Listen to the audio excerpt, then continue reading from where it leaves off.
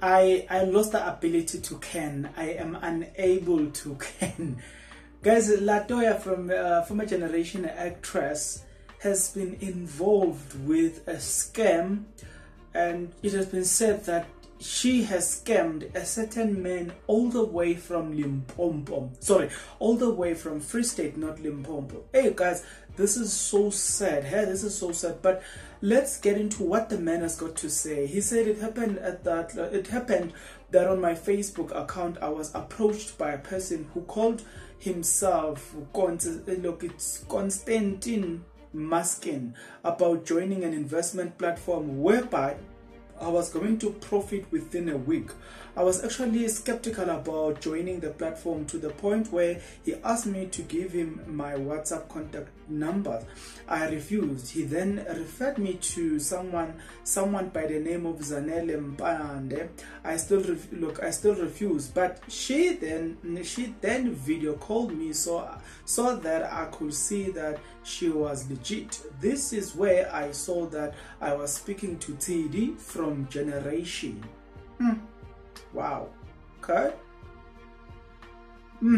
I decided to join the platform and open a Luno account to start trading. I have lost more than 200,000 since April this year. I even lost my car and I also owe loan sharks. My wife nearly divorced me due to this scam. My whole salary goes to loan sharks whom I can't pay in full due to this scam that I thought I was a legitimate opportunity. I blame Letoya Zanele Mpande for the mess that I am currently in. I'm also stressed out. I do not know how to regain my strength. What makes matters worse is in the realization that I might never get my money back. I've lost everything. These people are heartless because they are scamming people. I was supposed to help my family and renovate my house with that money. They even came up with a strategy to get more money from me after saying I won a car in France and that I needed to pay for the car to be clear so it can be brought to South Africa from France. And that is how my troubles escalated to 200,000. I was told to pay more money to bring the car over. This is a legitimate opportunity. The company has their own way of making a bus got what in the name, and it is the legitimate investment company based in France. It enables us to invest as little as 2,000 rand and make huge profit of 22,000 rand in 7 days, depending on how your trade went. The more the capital increases, the more you earn. This is what I have been benefiting since the last 2 to 3 years of lockdown, she said.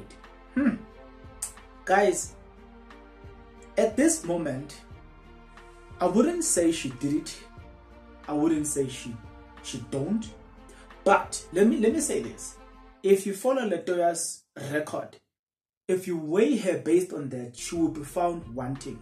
Simply because it's not long ago she was trending because Uber drivers decided to camp by her house. You know the reason why?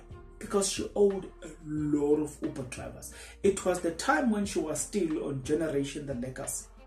Hey, I don't know what's going on around TSIDI's life. Okay, TSIDI's life, it's a name used in Generation, but her real name is Letoya. Guys, I don't know what is going on with Letoya. I don't know if this happens to be true, because that will mean then this is not the first person complaining about Letoya. This is not, I mean, we have seen a lot of Uber drivers camped by her house.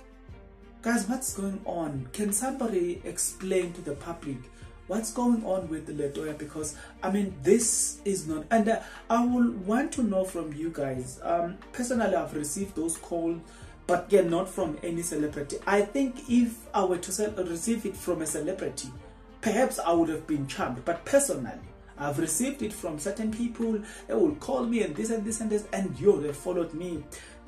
Even this day on Instagram, you do get those messages, and Facebook you do get such messages. And you know what, there's one common thing about them. Every time you get an invitation from them or a friend request, you usually see the investor, something like that. There's a common thing about their profile, and such people I don't accept in my life.